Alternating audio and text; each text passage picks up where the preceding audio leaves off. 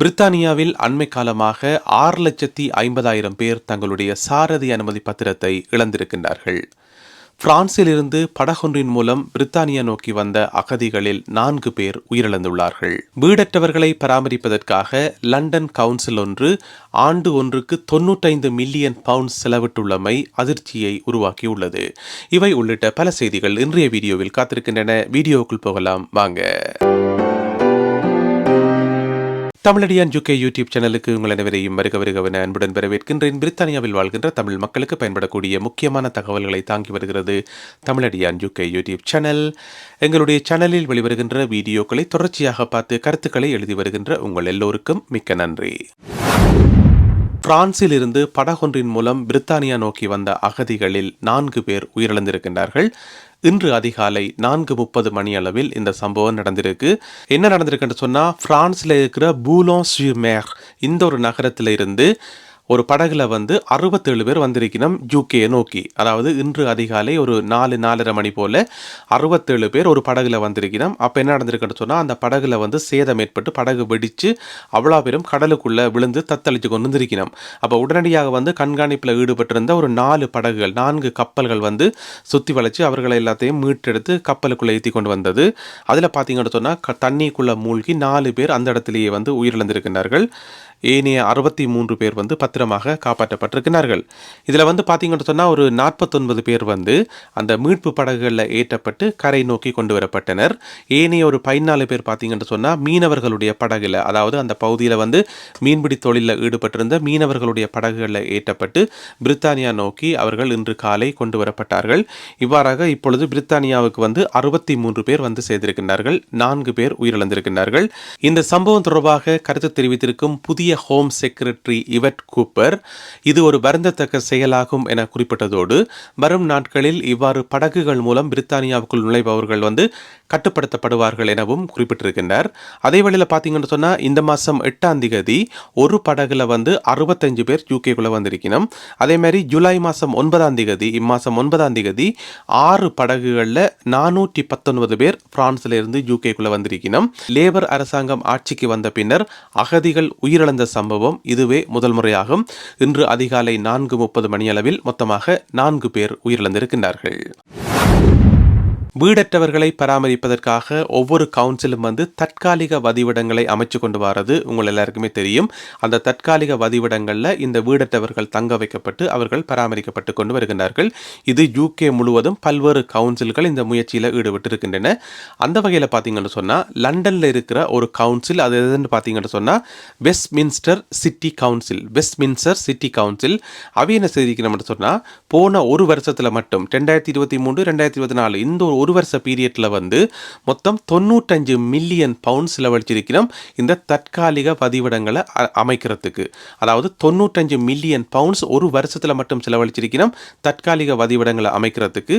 இது ஒரு பெரிய ஒரு அதிர்வலைகளை உருவாக்கி இருக்குது. ஏனென்று சொன்னால், இவ்வளவு காசையும் வச்சு அவர்களுக்கு நிரந்தரமான வதிவிடத்தையே அமைக்க முடியும். எதுக்காக இவ்வளவு காசையும் இந்த கவுன்சில் செலவழிச்சுன்னு சொல்லி இப்போ ஒரு ஆச்சரியமான செய்தி பரவி கொண்டிருக்குது. அதே நேரம் பார்த்தீங்கன்னு சொன்னால், இந்த ஒரு கவுன்சிலுக்கு மட்டும் வீடற்றவர்களிடமிருந்து வந்த விண்ணப்பங்கள் 3000 வரையான விண்ணப்பங்கள் வந்திருக்காம். அதாவது வீடு இல்லாமல் தெருக்களில் படுத்திருப்பவர்கள், வேற தொடர்ந்து நிலையங்களில் படுத்திருப்பவர்கள் என்று சொல்லி அவர்களிடம் கிடைக்கக்கூடிய விண்ணப்பங்கள் 3000 விண்ணப்பங்கள் கிடைச்சிருக்காம். எனவே இவர்களுக்கு மிக விரைவில் நிரந்தரமான கட்டிடங்கள் அமைத்துக் கொடுக்கப்படும், நிரந்தரமான தங்குமிடங்கள் அமைத்துக் கொடுக்கப்படும் என்று சொல்லி வெஸ்ட்மின்ஸ்டர் சிட்டி கவுன்சில் அறிவித்துள்ளது. ஹெட்ஃபோர்ட்ஷையரில் இருக்கும் புஷி நகரில் தாய் மற்றும் 2 மகள்களை கொலை செய்த கொலையாளியாகிய கைல் கிளிஃபர்ட் இப்பொழுது முறைப்படி கைது செய்யப்பட்டிருக்கின்றார். போலீசார் மேற்கொண்ட தீவிர தேடுதல் வேட்டையின் பின்னர் அவர் கண்டுபிடிக்கப்பட்டிருந்தவர். எங்கு கண்டுபிடிக்கப்பட்டிருந்தவர் என்று சொன்னால், கொலை சம்பவம் நடைபெற்ற இடத்திலிருந்து 16 மைல் தொலைவில் இருக்கிற என்ஃபீல்ட் நகரத்தில் இருக்கிற ஒரு சவச்சாலையில் அவர் கண்டுபிடிக்கப்பட்டவர். அவர் மிகவும் மோசமான முறையில் காயமடைந்த நிலையில் நேற்று கண்டுபிடிக்கப்பட்டு உடனடியாக முதலுதவி படையினர் அவரை மீட்டெடுத்து சிகிச்சை வழங்கி கொண்டிருந்தார்கள். இன்று அவர் உத்தியோகபூர்வமாக முறைப்படி போலீசாரால் கைது செய்யப்பட்டிருக்கின்றார். இந்த 3 பெண்களையும் படுகொலை செய்த குற்றத்துக்காக இவர் இப்பொழுது கைது செய்யப்பட்டிருக்கின்றார். அதே வேளையில் அவர் எப்படி காயமடைஞ்சார் என்றது தொடர்ந்து மர்மமாகவே இருக்குது. இந்த நிமிஷம் வரைக்கும் அவர் காவல்துறையினரிடம் பேசவில்லை என்று சொல்லப்படுது. என்ன சொன்னால் பேச முடியாத ஒரு நிலைமையில் அவர் இருக்கிறார். அதே நேரம் பார்த்தீங்கன்னு சொன்னால் போலீஸ் சுட்டு அவருக்கு காயம் ஏற்படலையாம். ஆனால் அவருடைய உடம்பு முழுக்க கடுமையான காயங்கள் இருக்குன்னு சொல்லப்படுது. ஒருவேளை அவர் தனக்குத்தானே அம்பால குத்தி காயத்தை ஏற்படுத்தி தற்கொலை செய்ய முயன்றாரா என்னன்னு தெரியல. அல்லது ஓடும்போது எங்கேயாவது அடிபட்டு ஆக்சிடென்ட் பட்டாரா அல்லது எங்கேயாவது மரத்திலிருந்து விழுந்தாரா அந்த மாதிரி எதன்னு தெரியல. ஏதோ ஒரு வகையில் அவர் மிக மோசமாக காயமடைந்து இப்பொழுது பேச முடியாத நிலைமையில் இருக்கிறாராம் இந்த குறித்த குற்றவாளி கைல் கிளிஃபர்ட். இன்று அவர் உத்தியோகபூர்வமாக கைது செய்யப்பட்டிருக்கின்றார். அதனைத் தொடர்ந்து வரும் நாட்களில் அவர் நீதிமன்றத்தில் முற்படுத்தப்படுவார். வரும் ஞாயிற்றுக்கிழமை நடைபெற இருக்கும் யூரோ கிண்ணத்துக்கான இறுதிப் போட்டியில் இங்கிலாந்து அணி வெற்றி பெறும் என்கின்ற எதிர்பார்ப்பு பெருமளவில் எழுந்துள்ளது. ரசிகர்கள் மிகுந்த உற்சாகத்துடன் இருக்கின்றார்கள். அதற்கான பல்வேறு விதமான ஏற்பாடுகள், கொண்டாட்டங்களை கொண்டாடுவதற்கான ஏற்பாடுகள் எல்லாம் செய்யப்பட்டுக் கொண்டிருக்கின்றன. அந்த வகையில் யூகேயில் இருக்கின்ற பல சூப்பர் மார்க்கெட்டுகள் தங்களுடைய திறக்கும் மற்றும் மூடும் நேரங்களை மாற்றி இருக்கின்றார்கள் வரும் ஞாயிற்றுக்கிழமைக்கு. ஏனென்று சொன்னால் அந்தந்த சூப்பர் மார்க்கெட்டில் வேலை செய்கிற ஊழியர்கள் இரவு 8 மணிக்கு ஃபுட்பால் மேட்ச் பார்க்கணுன்றதுக்காக டைமை அட்ஜஸ்ட் பண்ணியிருக்கிறோம். அந்த வகையில் பார்த்தீங்கன்னு சொன்னால் டெஸ்கோ எக்ஸ்பிரஸ், உங்களுக்கு தெரியும் டெஸ்கோவினுடைய ஒரு சிறிய கடைகள், எக்ஸ்பிரஸ் கடைகள். அது நார்மலாகவே காலமாக 7 மணிக்கு திறந்து இரவு 11 மணிக்கு தான் பூட்டுவினோம். நார்மலாகவே 7 நாளுமே, வாரத்தில் 7 நாளுமே. ஒரு சில இடங்களில் இரவு 10 மணிக்கு பூட்டுவினோம். எனவே அந்த டெஸ்கோ எக்ஸ்பிரஸ் வரும் ஞாயிற்றுக்கிழமை மாலை 7:30 மணிக்கே மூடப்படும் என்று சொல்லி டெஸ்கோ நிர்வாகம் அறிவிச்சிருக்குது. ஏனென்று சொன்னால் 8 மணிக்கு மச் ஸ்டார்ட் ஆகுது. எனவே 7:30 மணிக்கு கடைகள் பூட்டப்படும் என்று சொல்லி அறிவிக்கப்பட்டிருக்கு. சாதாரணமாக டெஸ்கோ எக்ஸ்பிரஸ் கடைகள் பார்த்தீங்கன்னு சொன்னால் இரவு 10 மணிக்கு அல்லது பெரும்பாலும் 11 மணிக்கு தான் கடைகள் பூட்டப்படுவது வழக்கமாகும். ஞாயிற்றுக்கிழமை இரவு 7:30 மணிக்கே அவர்கள் கடையை பூட்டுகின்றார்கள்.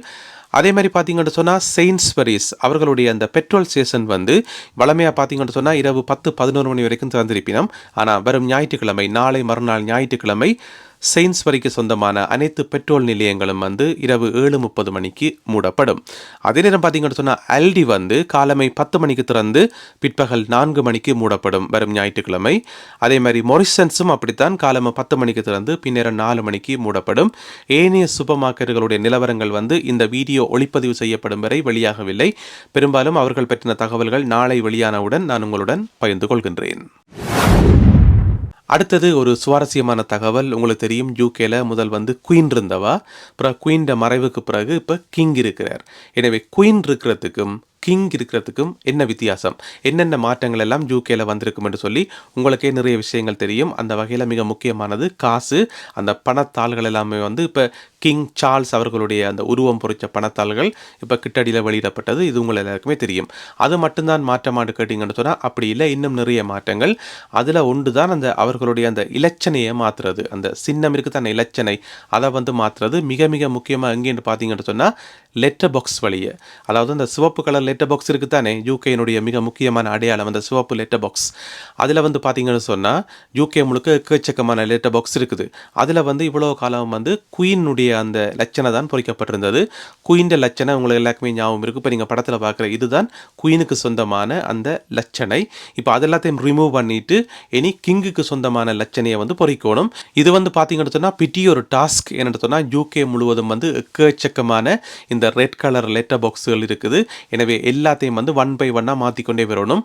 அந்த வகையில் முதலாவது லெட்டர் பாக்ஸ் இப்போ மாற்றப்பட்டிருக்குது. எங்கேன்னு கேட்டிங்கன்னு சொன்னால் கேம்பிரிட்ஜில் இருக்கக்கூடிய கிரேட் கேம்போன் இந்த ஒரு நகரத்தில் இருக்கிற ஹை ஸ்ட்ரீட்டில் இருக்கிற இப்போ நீங்கள் படத்தில் பார்க்குற இந்த லெட்டர் பாக்ஸ் தான் இப்போ கிங்கினுடைய அந்த லட்சணை பொறிக்கப்பட்டிருக்கு. யூகேலேயே முதலாக மாற்றப்பட்ட லெட்டர் பாக்ஸ் இதுதான். எனவே இதனைத் தொடர்ந்து நாடு முழுவதும் இருக்கக்கூடிய எக்கச்சக்கமான அதன் எண்ணிக்கை சரியாக சொல்லப்படையில் பெரும் எண்ணிக்கையான லெட்டர் பாக்ஸுகள் இனி கிங்குக்கு சொந்தமான அந்த லட்சணை பொறிக்கப்படும். யூகே முழுவதும் இருக்கும் 6,50,000 பேர் 650,000 பீப்புள் தங்களுடைய சாரதி அனுமதி பத்திரங்களை இழந்திருக்கின்றார்கள், பறிகொடுத்திருக்கின்றார்கள். என்ன நடந்திருக்குன்னு பார்த்தீங்கன்னு சொன்னால் இப்போ ஒரு கொஞ்ச காலமாக ஒரு அண்மைய வருடங்களாக யூகேல இவ்வளவு பெரும் எண்ணிக்கையான ஆட்கள் தங்களுடைய லைசன்ஸை இழந்திருக்கணும். அதுக்கு மிக முக்கியமான காரணம் அவர்களுடைய ஹெல்த் கண்டிஷன். அதாவது கார் ஓடிக்கொண்டு போய்க்குள்ள அவர்களுக்கு ஏற்படுற அந்த உடல்நல கோளாறு அல்லது ஏற்கனவே உடலில் இருக்கிற வருத்தங்கள், அசதி, நித்திர தூக்கம் இந்த மாதிரியான பிரச்சனைகள் காரணமாக வந்து போலீசாரால் கண்காணிக்கப்பட்டு நிறைய பேர்கிட்ட லைசன்ஸ் வந்து பறிச்செடுக்கப்பட்டிருக்குது. ஏனென்று சொன்னால் அன்ஃபிட் டு டிரைவ் என்று சொல்லி, அதாவது டிரைவ் பண்ணுறதுக்கு அவர்கள் பொருத்தமற்றவர்கள், அன்ஃபிட் என்று சொல்லி அவர்களிடமிருந்து பல லைசன்ஸ் எல்லாம் பறிச்செடுக்கப்பட்டிருக்குது. இப்படியாக வந்து 6,50,000 பேர்கிட்ட வந்து பறிச்செடுக்கப்பட்டிருக்கிறதுன்றதான் பெரிய ஒரு ஆச்சரியமான செய்தி. இந்த தகவலை சொன்னதாருன்னு பார்த்தீங்கன்னு சொன்னால் மிஸ்டர் ஜோன் ஹஷ்னிக். அவர் யாருன்னு பார்த்தீங்கன்னு சொன்னால் operation director, national accident helpline. National accident helpline இந்த ஒரு அமைப்பை சேர்ந்த ஜோன் ஹஷ்னிக் தான் இந்த தகவலை வந்து டெய்லி மெயில் பத்திரிகைக்கு வழங்கிய ஒரு பேட்டியின் போது குறிப்பிட்டிருக்கின்றார். கார் ஓடிக்கொண்டு போகும்போது கார் அங்கே இங்கே உலாஞ்சப்பட்டாலோ அல்லது எங்களுடைய அந்த வளமையாக ஓடுற டிரைவிங்கை விட வித்தியாசமாக ஸ்லோ பண்ணி அடிக்கடி பிரேக் அடித்து இந்த மாதிரி அதாவது வளமையான டிரைவிங்கை விட நாங்கள் ஏதாவது வித்தியாசமான முறையில் ஓடிக்கொண்டு போனால் உடனே போலீஸ் பின்னால் துரத்தி கொண்டு வரும். எங்கேருந்து வெளியிட தெரியல, ஆனால் விரும்புகிறேன் கண்டிப்பாக. அப்படி வந்து பார்க்கக்குள்ள வந்து எங்களுக்கு ஏதாவது ஹெல்த்தில் இஷ்யூக்கள் இருந்தால் அல்லது வந்து நாங்கள் ஏதாவது ஒரு டேப்லெட்ஸ் போட்டு ஓடைக்குள்ளே வந்து அதனுடைய விளைவாக வந்து ஒரு ட்ரௌசியாக ஒரு நித்திர தூக்கமாக இருக்கக்குள்ள இந்த மாதிரி பிரச்சனைகளால் தான் இவையெல்லாம் பிடிபட்டிருக்கணும். அதில் கணிசமான ஆக்கள் வந்து ஆல்கஹால் பாவிச்சிட்டு டிரைவ் பண்ண ஆக்களும் இதுக்கு இருக்கணும். எனவே இப்படியாக வந்து இப்போ ஒரு அண்மை காலமாக வந்து 6,50,000 பேர் யூகேல தங்களுடைய டிரைவிங் லைசன்ஸை வந்து பறி கொடுத்திருக்கணும் டிவிஎல்ஏ இடம். நல்லது அன்பான உறவுகளே, இன்றைக்கு அவ்வளவுதான் செய்திகள். இந்த செய்திகள் ஏதோ ஒரு வகையில் உங்களுக்கு பிரயோசனமாக இருக்கு நான் நம்புகின்றேன்.